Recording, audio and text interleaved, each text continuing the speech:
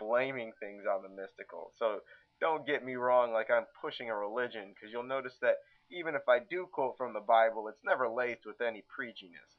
So just spare me and just take it as information. If distance yourself from it if you must, but you know, I'm not here to push anything on you. This is not the story that I want to be telling either. 4 years ago, I believed the lie. Osama bin Laden did 9/11. Uh, this is all just a huge accident and nothing's going on. And I believed the lie. The Democrat, Republicans, that was politics. You, you know, there was nothing spiritual happening. So don't get me wrong at all. I don't stand to gain from any of these videos. I don't have a donation place on my website where you can donate money. I don't have ads.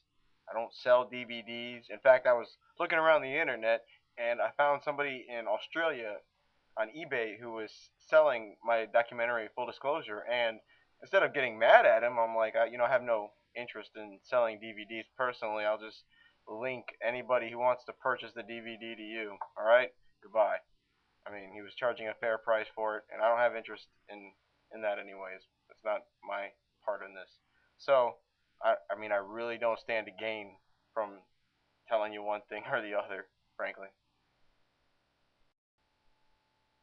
So, in regards to symbolism, one of the main things that I really wanted to stress was that not all symbols were drawings, and you should be happy to hear that because it opens up a whole new door of what you should be looking for. You know, all-seeing eyes and pyramids are fine and all the standard stuff that you're looking for, but it opens up new doors to decoding what you're seeing.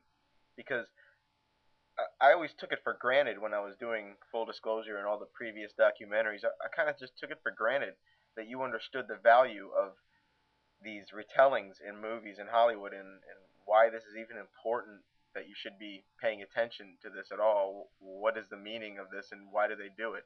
As for why, I still don't know, but as for what's going on, it's the story of the gods is what's happening here, and it's happening over and over again.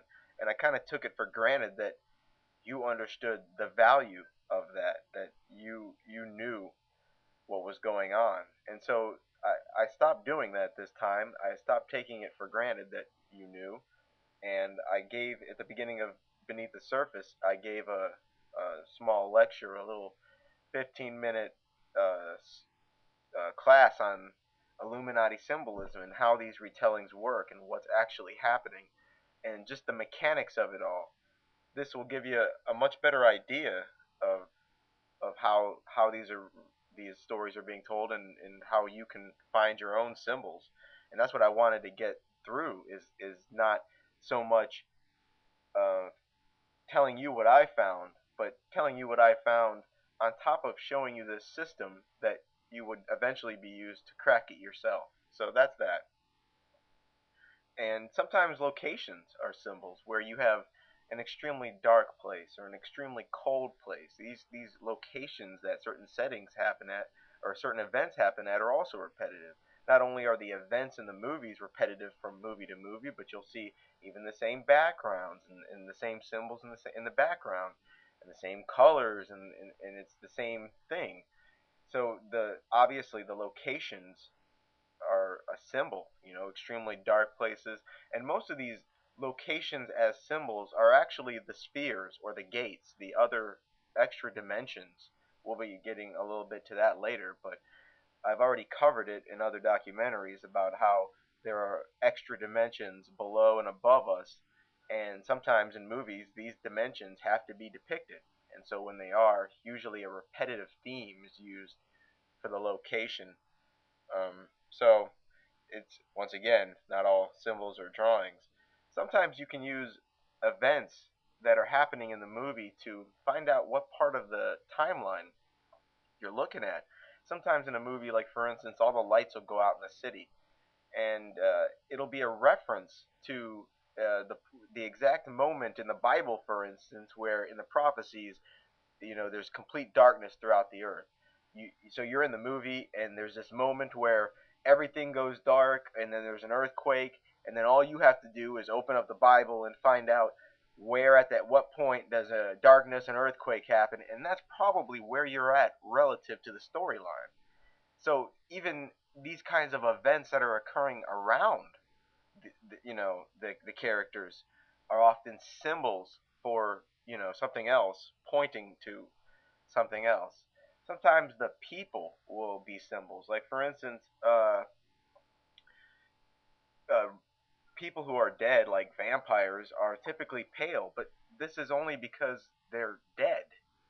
And so often you'll see somebody who's a vampire, but they don't state it in the story, but they're a vampire.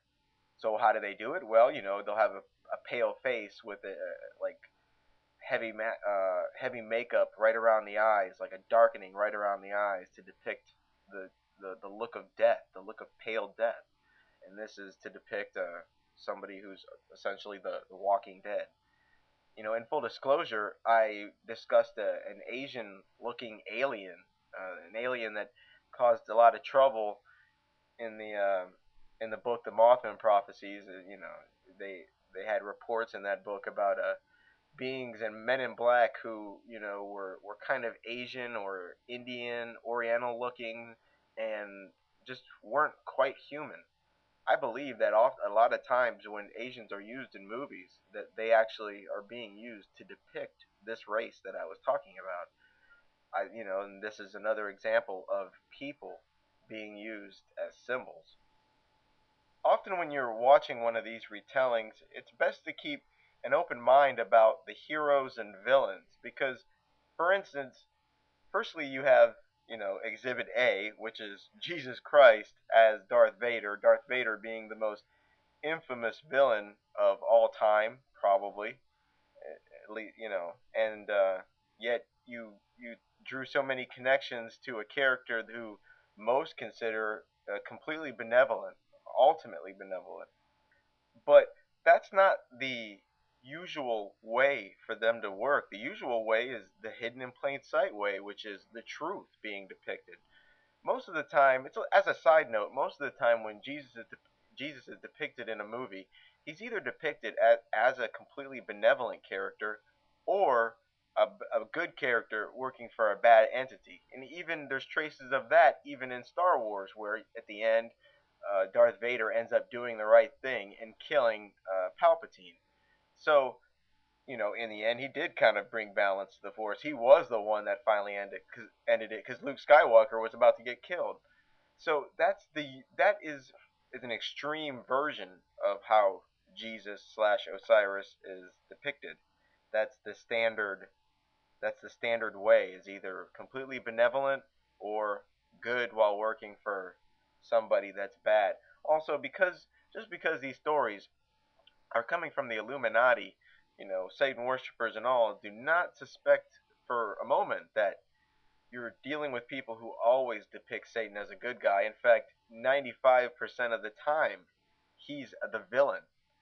Even when those stories that you appear to have two negative forces coming together and fighting one another.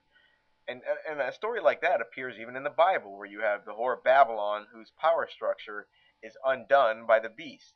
So it it follows that you would find that in movies where you'd have two negative entities.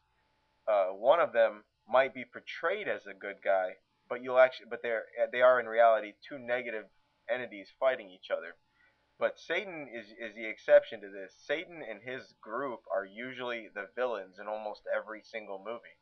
Find that surprising, but it really does just follow through with their standard hidden in plain sight, telling you the truth method. It's fitting for how they roll.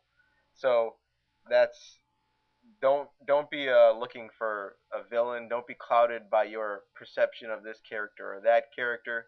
The only reason that nobody ever found Jesus Christ as Vader was because that he was wrapped up in this supervillain. He was enveloped in this supervillain, and so because of that, nobody was looking for him. You were always expecting that if he was there, that he would be this infinitely